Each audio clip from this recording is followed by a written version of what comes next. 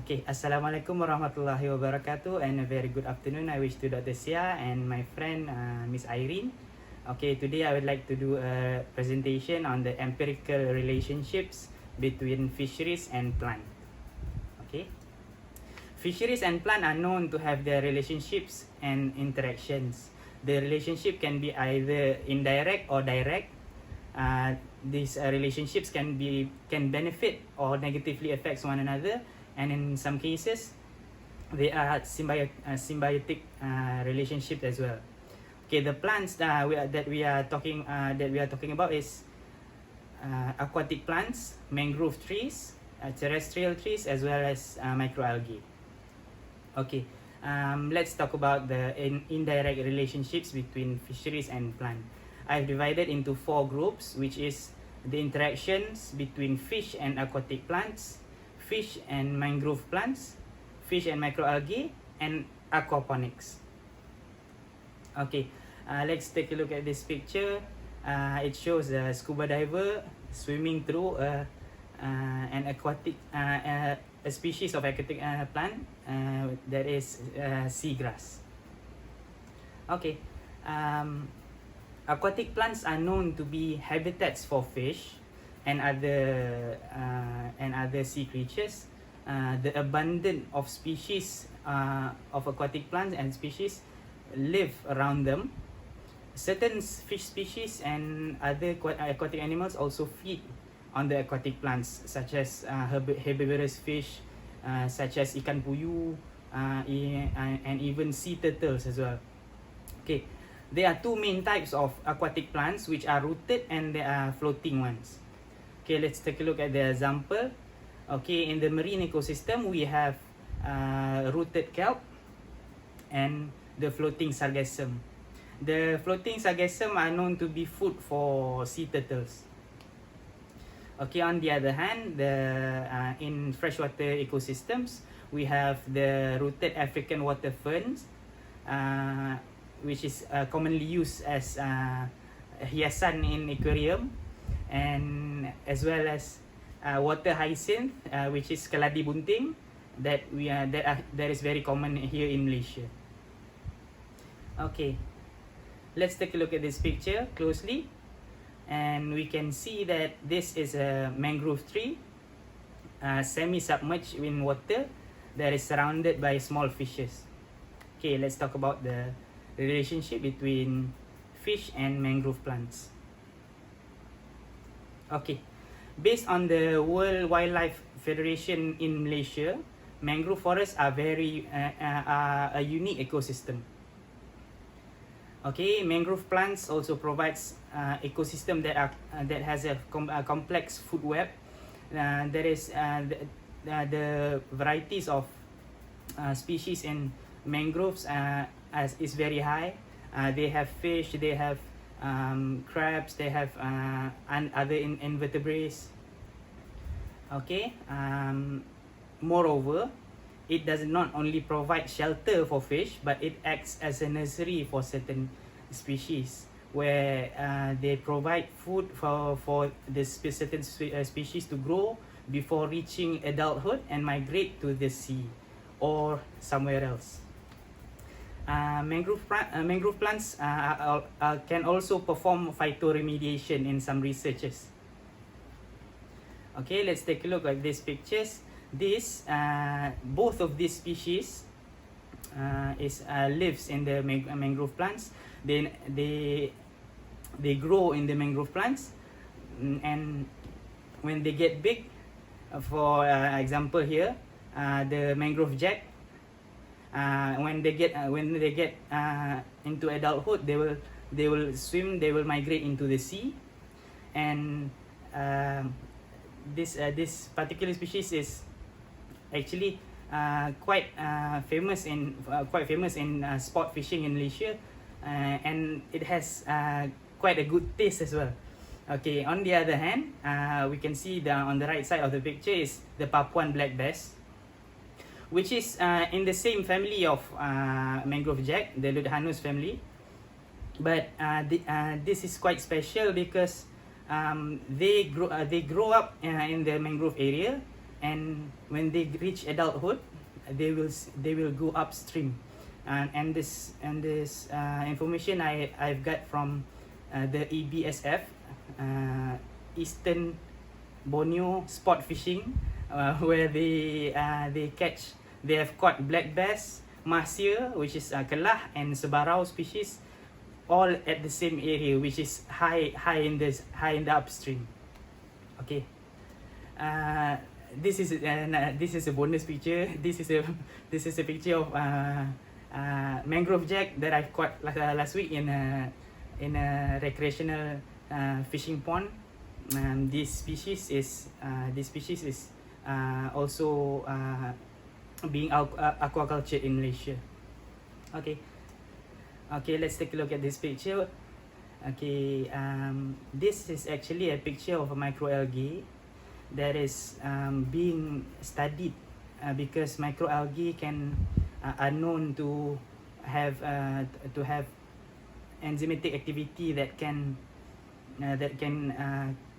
purify wastewater and also produce biofuels. Okay, next. Okay, fish and microalgae. Microalgae themselves are actually food source for small herbivorous and omnivorous fish, and microalgae such as chlorella are being studied to be used as aquaculture feed for fish and for other livestock as well. Microalgae performs 50% of the photosynthesis in the ocean, supplying oxygen to the marine ecosystem.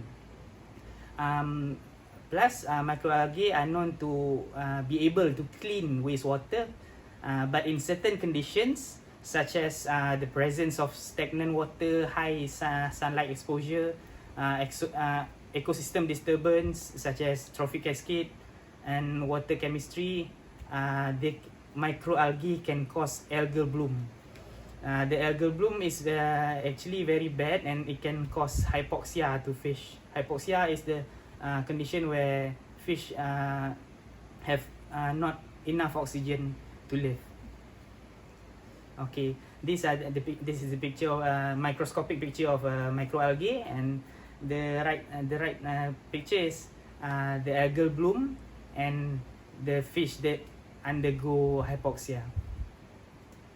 Okay, let's talk about aquaponics. What is aquaponics actually? Okay, aquaponics is a sustainable method of raising both fish and vegetables or other plants at the same time.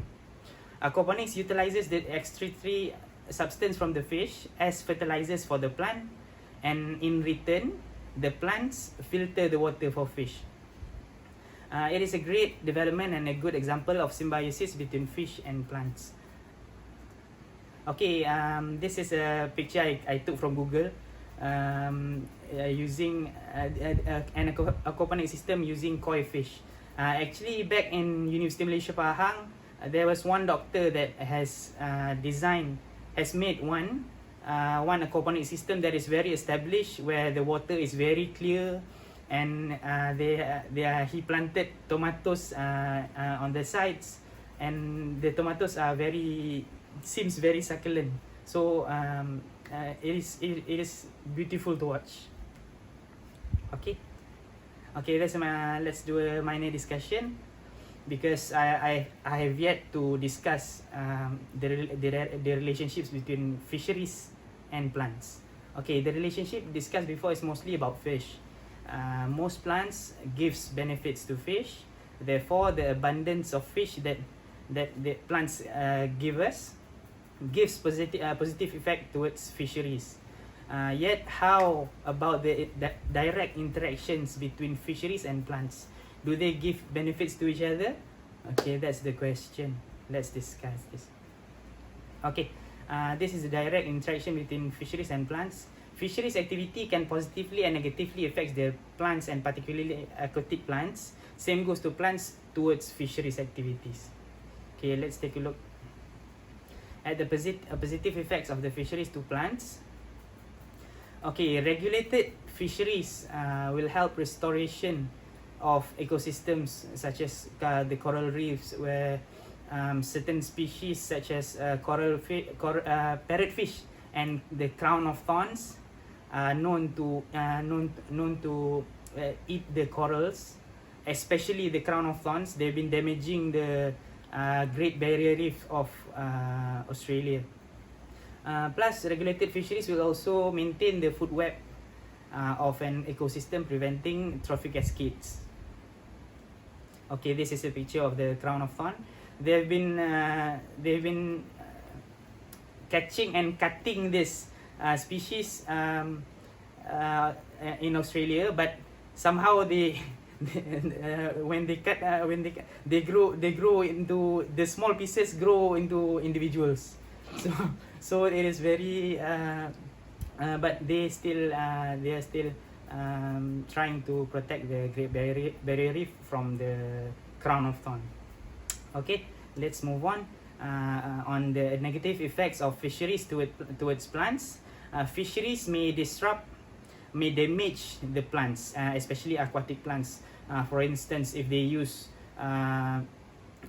trawl nets or other damaging fishing gears, they might damage the coral reefs or the kelp plants.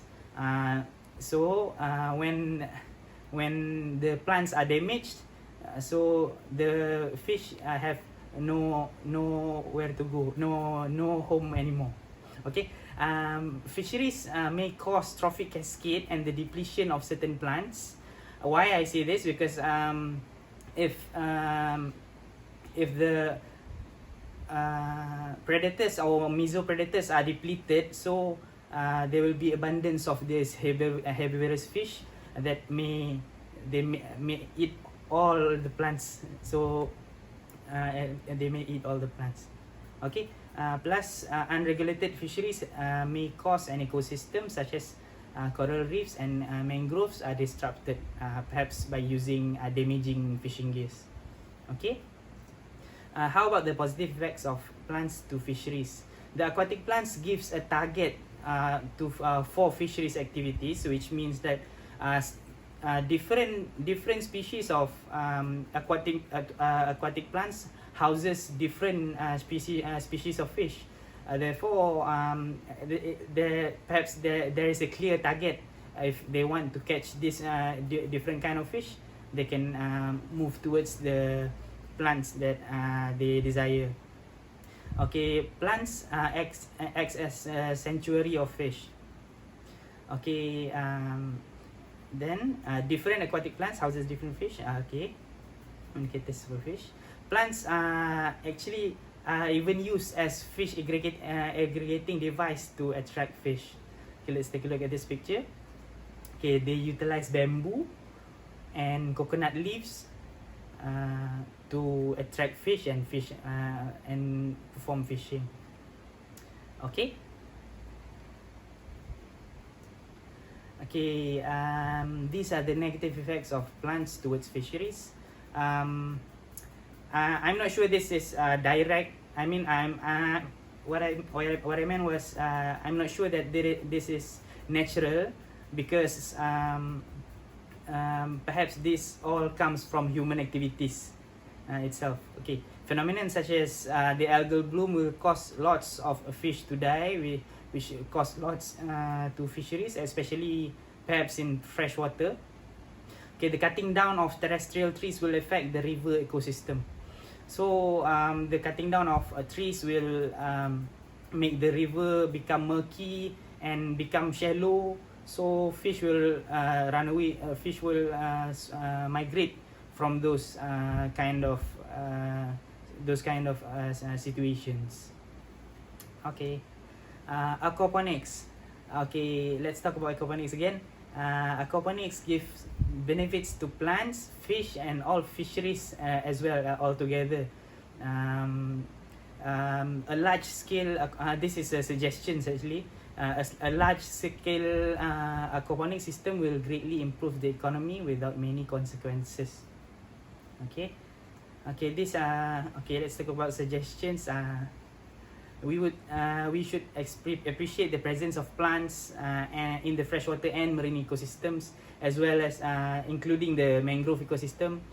We should conserve, protect, and replant mangrove forests because they are they are not only beneficial for fisheries, but they act as barrier. They act as barrier for perhaps tsunamis or something like that. Okay, we should promote and utilize aquaponics at a larger scale, and perhaps we can study and make new breakthroughs on how to utilize aquaponics in brackish water condition, brackish water type of fish and saltwater fish as well. Okay, this is a picture of mangrove starting to grow, and we can replant them so that we can have a better ecosystem. Okay, as a conclusion, plants do give a lots of benefits to fisheries and overall ecosystem. Plants will improve the activity of fisheries, especially in the coastal areas. Okay, plants even restore ecosystems by through phytoremediations and rhizofiltrations or something like that. The enzymatic activities of plants themselves can restore ecosystems from man-made problems.